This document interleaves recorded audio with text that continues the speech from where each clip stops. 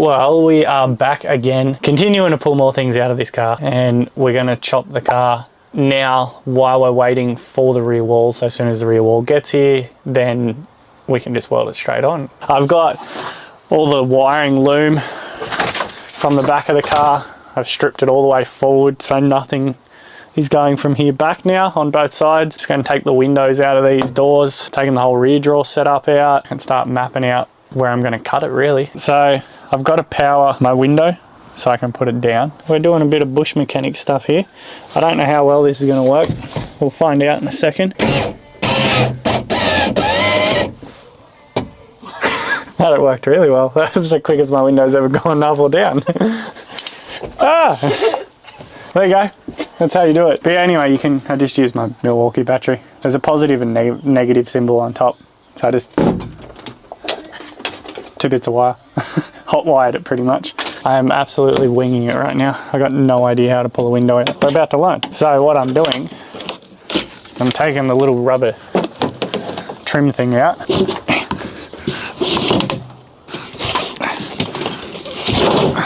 Why is it being silly?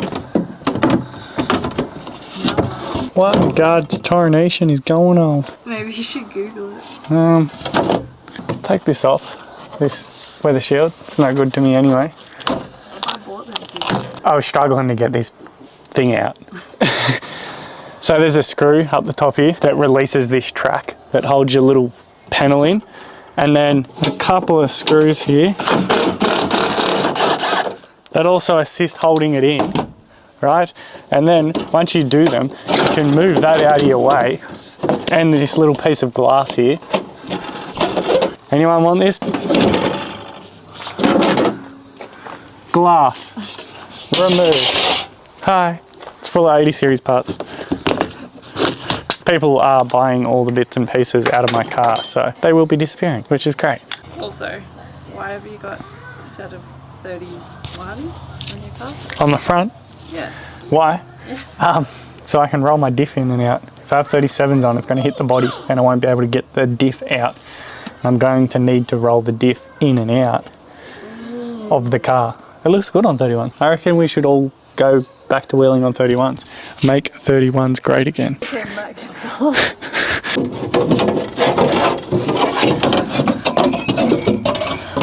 Ta-da! With the wall kit, 220mm for a single cab from the top of the door. So I'm just measuring out 220mm. I might go get a permanent textile so it's a bit finer. That's like a 10mm line. Theoretically, this is my brain thinking here, because the door lines are not square, so you can only measure off the one point. To get a straight line straight down the door, you square off the top edge of the door because it's straight. That's theoretically. If it ain't straight, don't blame me. I'm just going to do a couple lines and then I'm just going to get a level so I can actually run it properly. I'm not plumbing it, in case anyone's looking at me right now thinking I'm plumbing it, because it's well not plumb. I'm just marking out my roof line where it needs to be cut off. I used my chalk line and got our marks up here and then just flicked the line across so it's easier to trace. And this is what I was saying about how much of my roof I'm cutting off. That's what I'm keeping and that's what I'm deleting. It's in mint condition. That's beautiful.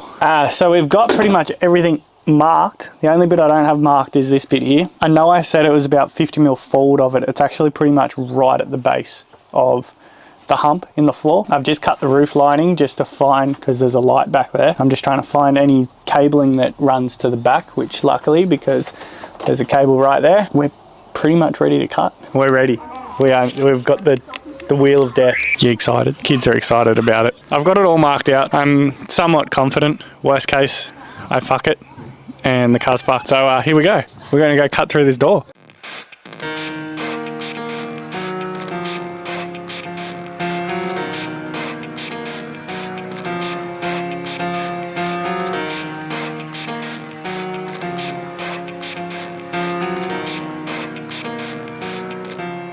It It starts with one thing, I don't know why. It doesn't even matter how hard you try. Keep that in mind. I designed this rhyme to explain in due time. All I know, time is a valuable thing. Watch it fly by as the pendulum swings. Watch it count down to the end of the day. The clock takes life away. It's so unreal. It's off. Oh no, it's not. There's a tiny bit left. Down below, watch the time go right out the window. Trying to hold on to didn't even know I wasted it all just to watch you go. I kept everything inside, and even though I tried, it all fell apart. What it meant to be will eventually be a memory of a time I tried so hard and got so far, but in the end, it doesn't even matter. I had to fall to.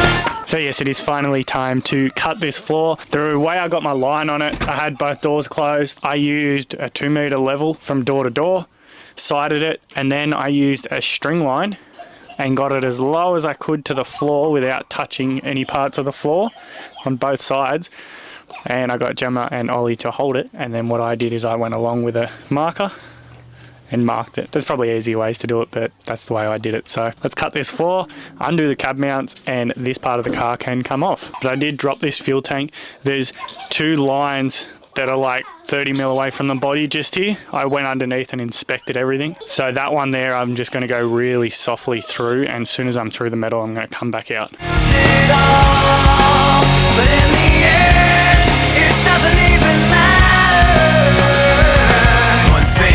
I don't know why, it doesn't even matter how hard you try. Keep that in mind, I designed this rhyme to remind myself how I tried so hard. In spite of the way you were mocking me, acting like I was part of your property, remembering all the times you fought with me, I'm surprised it got so.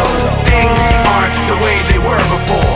You wouldn't even recognize me anymore. Not that you knew me back then, but it all comes back to me in the end. You kept everything inside, and even though I tried, it all fell apart. So we got one cab mount there. So that is the bolt on top. You got to undo 2 14 mils from underneath. So there's one here and obviously one on the other side, the exact same. That's it right there. You got 2 14 mil that you undo. And then if we look under the rest of the car, there's another one here at the back. So we'll go jump under the car now and have a good look for all the cab mounts and cab bolts and whatnot. I believe there's only the 4. There may be 2 more, so 6, but we'll find them and we'll undo them all. I'm just popping these windows out here just so we're making the car as light as possible. I'm just using 2 flathead screwdrivers. And then Gemma's going to do the lifting. Ready? Wow! Beautiful. Ew. Just don't move. Come back. Beautiful. There's about 10 kilos of mud inside that flare.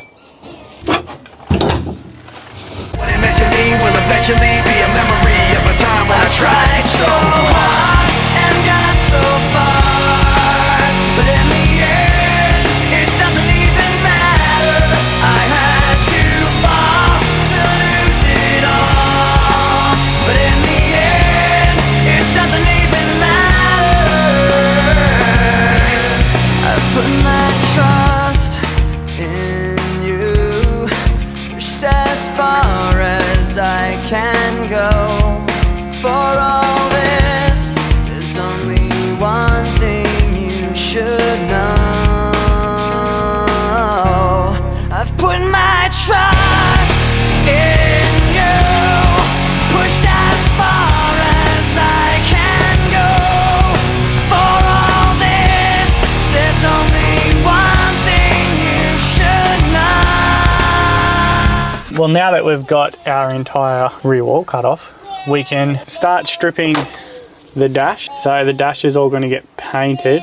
I've never pulled it off before, but I'm hoping it's kind of easy. And then the roof liner and all this sort of stuff as well, we're going to strip it all off and paint all of that. I tried so hard and got so far, but in the end, it doesn't even matter. I had to fall to lose it all, but in the end, it doesn't even matter.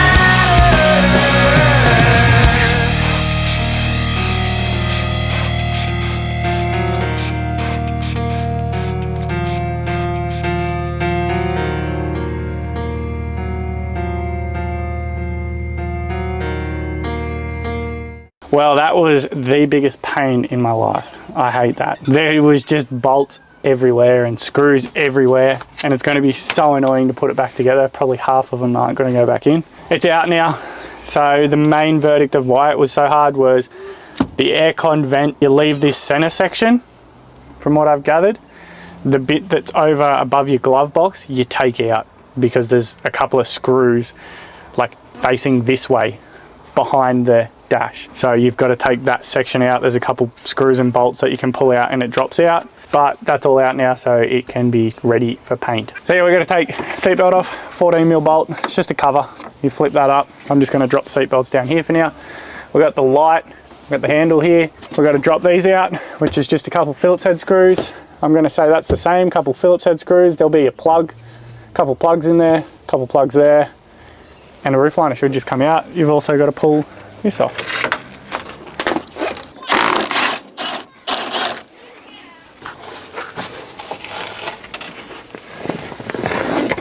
Well, we came to a problem. So we got it all off to the front window. This little trim around here is the same situation as what you have here. It goes in and around the metal and then back onto the opposite side of it. And because that has the rubber trim on it, I don't know if I can get it out without, one, damaging the fabric, and two, without taking the window out. So we've come to the plan that we are going to put it all back on and paint it in the car. And then we're still going to take out all these little bits and pieces so we can paint them out of the car, and it will just be the roof lining that we'll paint in the car, is the theory. See if that works. Never came off. It never came off. We'll do that side now. Base.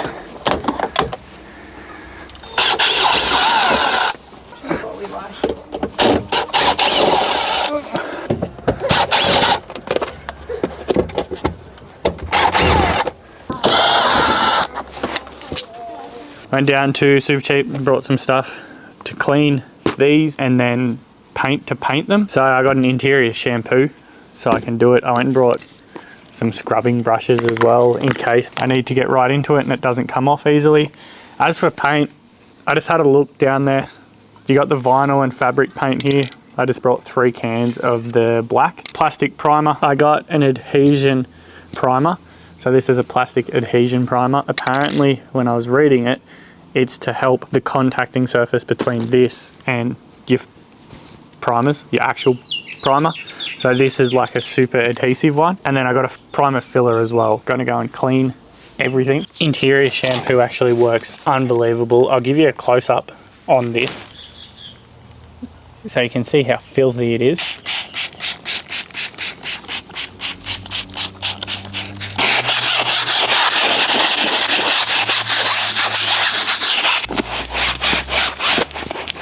And look at that for a once Passover. So we're going to move inside this car and do a few things in here. I'm going to even do all this pinch weld stuff here. We'll give them a couple sprays and see how well this comes off, eh?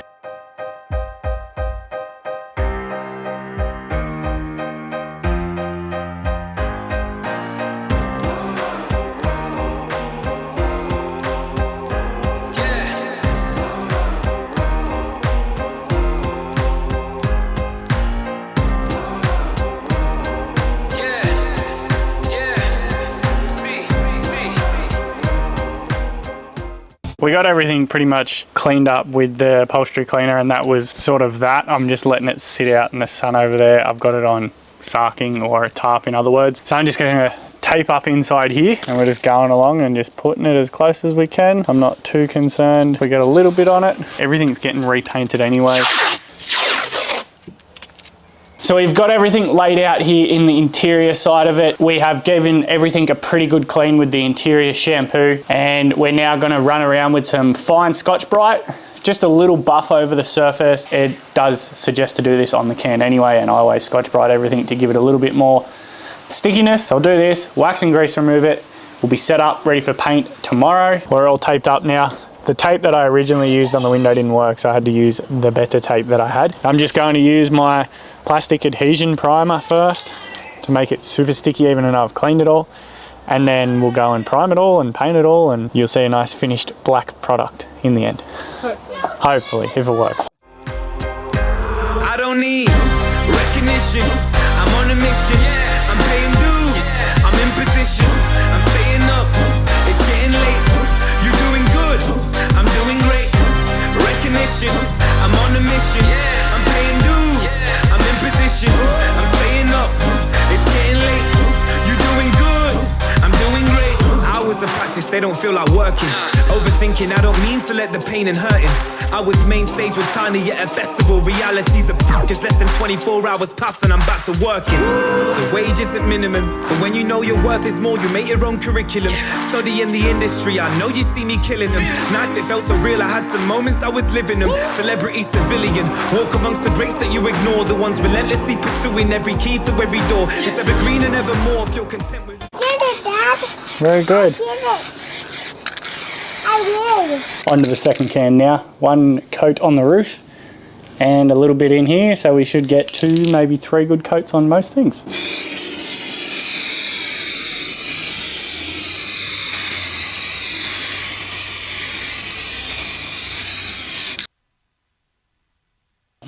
Is it on now? It should be on now.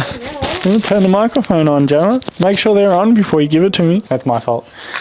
So we had to go to the shops. This is the 3rd time trying to talk like this because we forgot to turn both microphones on. One each time. One you, one me. Fair's fair. So I brought 3 paint and it definitely wasn't enough. It said 2 square meters per tin. Realistically, I didn't see that many square meters in it. I had 6 square meters of paint, but it's definitely probably not 6 square meters worth of paint.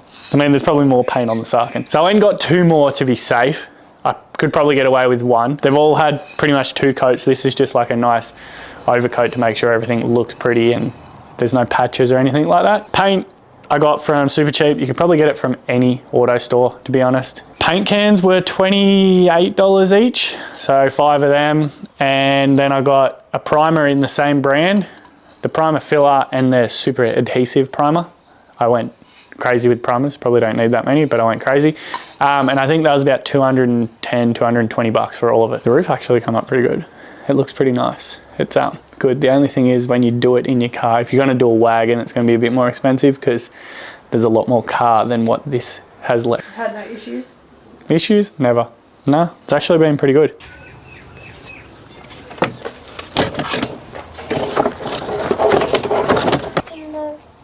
Looks good. Yeah, it looks good. It's just the getting it in bit.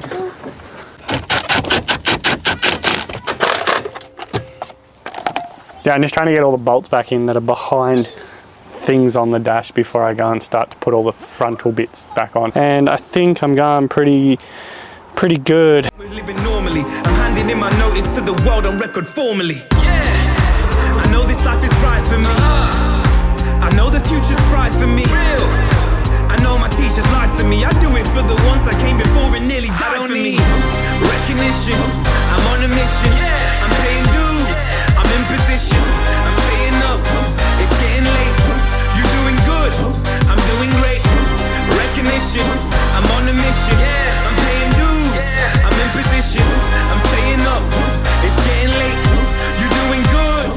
Right, so we're gonna put an end to that episode there. We made quite a bit of progress. We actually removed the rear wall, as you can see, and good news, that's coming on Tuesday next week. So we're going to jump on into welding all of that up in the next episode, and then next weekend I'm actually picking up all my parts from Matt. We were just waiting on a few little bits to come in, so that's why that's not in this episode. But next episode will be starting the wall, then probably after that we'll be jumping into the front diff and doing all of that sort of work. We should have everything we need then, and it's going to be guns blazing and trying to get this thing back on the road as quick as possible, because I'm getting itchy already from not wheeling. So interior is all back in now, all screwed in. I do have a couple of screws left over because I could not see where they went, but everything looks pretty tight. So hopefully it doesn't bounce out at me while I'm driving somewhere. It shouldn't, it's pretty good. As for putting it back together, try to remember how do you take it out, because I had to take bits and pieces in and out because I was putting them in the wrong order, because I've never done anything this big before. I had plugs just everywhere, which I didn't know where they went.